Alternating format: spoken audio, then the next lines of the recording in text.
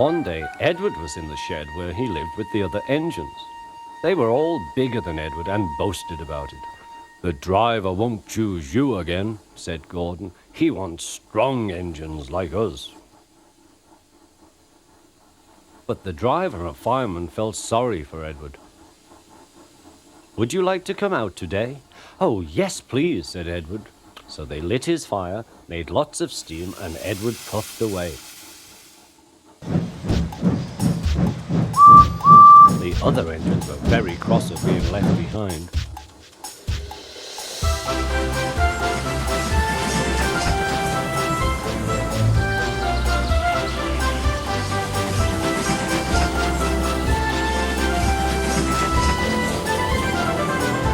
Edward worked hard all day. The coaches thought he was very kind, and the driver was very good.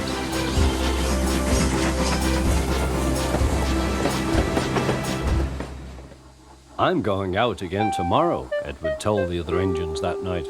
"What do you think of that?"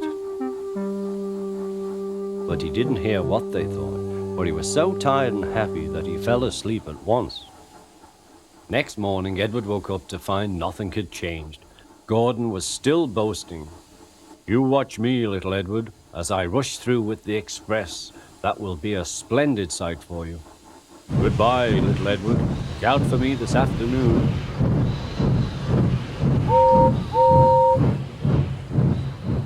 Edward went off to do some shunting. Edward liked shunting. It was fun playing shunting. He would come up quietly and give them a push.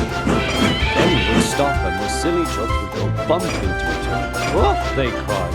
"Whatever is happening?"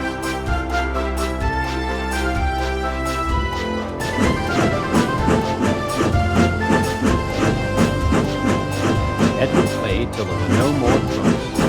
Then he stopped to rest. Presently he heard a whistle. Gordon was very cross. Instead of nice shining coaches, he was pulling a lot of very dirty trucks. "A goods train, a goods train, a goods train," he grumbled. "The shame of it, the shame of it, oh, the shame of it." Edward laughed and went to find some more trucks. Then there was trouble. "Gordon can't get up the hill," the porter called to Edward's driver. "Will you take Edward and push him, please?" They found Gordon halfway up and very cross. His driver and fireman were talking to him severely. "You're not trying." "I can't do it," said Gordon. "The noisy trucks hold an engine back so." Edward's driver came up. "We've come to push." "No use at all," said Gordon. "You wait and see," replied Edward's driver. They brought the train back to the bottom of the hill.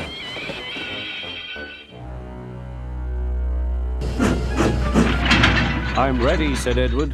"No good," grumbled Gordon. Pulled and pushed as hard as they could.